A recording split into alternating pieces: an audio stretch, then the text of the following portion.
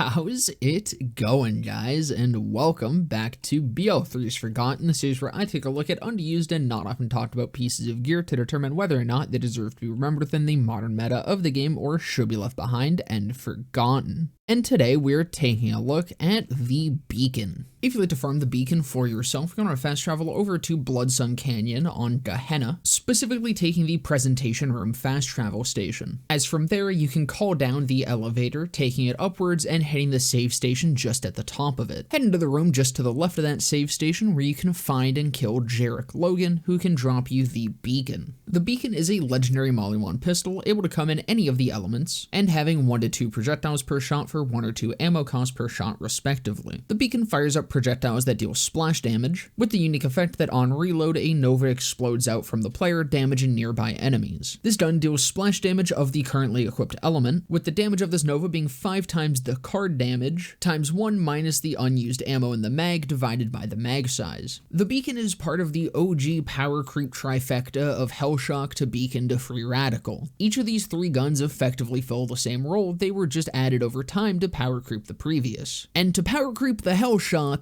yeah, this is a strong fucking gun. Over the Hellshock, it gained Splash, the ability to roll in any elemental combo, either times 1 or times 2, and the new effect of releasing a huge Nova on a reload. All of which was only at the cost of slightly reduced base damage, which, because it now gets splash damage bonuses, doesn't actually matter at all, and this will do more damage than the Hellshock in 90% of situations. This wasn't just a minor upgrade, this wasn't just increased base damage or anything over the Hellshock. This was a significant upgrade over the Hellshock, which was already a crazy strong weapon. And despite that, this weapon deserves its spot in this series because, of course, the Free Radical exists, and bafflingly, is somehow even stronger to another significant degree than the Beacon, leaving the Beacon, likely one of the strongest pistols in the game, in the dust and forgotten. But let's actually talk about the gun and getting into the times 1 and times 2. Both of these were actually incredibly good options, and I think each have clear strengths and weaknesses. Times 1 easily wins out for actually shooting, as the ammo consumption isn't a problem whatsoever. The Beacon has a pretty high fire rate, so times 2 does chew up your ammo pretty damn fast despite having significantly better damage. If you're looking to use this gun as more so a main gun in your arsenal, as like a main damage dealer, then yeah, I think you're going to want the times 1. If you're looking for something that you can swap to if you're in a pinch or if you really need that damage, then times 2 is what you'd be looking for. However, where I think the times 2 is absolutely better is for popping the Nova more often, as of course more ammo consumption means more reloads. While the Nova isn't an amazing damage dealer most of the time, it does have some solid utility to it, but it can still deal some decent damage itself if built around a little bit, but especially so when slapped onto Zane's Digiclone since it'll get his insane scaling. As I mentioned though, the Nova's mostly useful for utility. It can be really nice for spreading dot effects, especially for Rad or Cryo, and it can be really nice extra survivability for Amara through her sustainment skill. Usually, the biggest and only downside to lifesteal is that you can't lifesteal during a reload. The Nova popping on reload remedies this, and can be pretty damn useful at times. If you want to be using the Beacon more as utility over a main damage dealer, or just plan to be using it exclusively for clone, times 2 again is going to be the better option. The Beacon is legitimately one of the single best weapons I've ever done a video on in this series, and somehow it is still entirely deserved simply due to this insanely busted gun barely even comparing to that of the Free Radical. It does have some advantages over the Radical. I mean, the Nova has some things that the Radical can't really do. The Radical is only ever locked to shock damage, the Beacon can come in all elements, but none of that really matters because the Free Radical does like 3 times the damage that the Beacon does, except then that gets doubled because it also has a bonus projectile tied to it, and the Radical can also roll as times 2. As I said, it's actually ridiculous that the Hellshock ever got power crept. It's even more ridiculous that the gun that power crept the Hellshock then got power crept again, and each by significant margins. There is very little reason to ever use the Beacon over the Radical nowadays. And that's coming from someone who generally prefers using the Beacon. I love that gun, but I can't say there's any reason, actual tangible reason to use it over the Radical. The only reason I have for doing it is that I like that the Beacon feels a little bit less cheap to used than the Radical. It's mildly less hilariously broken while still being pretty broken. That and I'm a Zane player, and I'm pretty sure that Digiclone is the only place where the beacon has a niche anymore. I love this done, but it's worse than the Radical and not as unique as the Hellshock. The beacon suffers heavily from middle child syndrome. That's gonna about do it for this one though. I hope you guys enjoyed. If you did, definitely consider leaving a like, comment, subscribe, all that. I'll be live right after this video goes up right here on YouTube and also over on my Twitch channel, where there will be a link to down in the description below, and just under that is a link to my Discord server where you can come and join and hang out. But with that all being said, I hope to see you guys in the next one.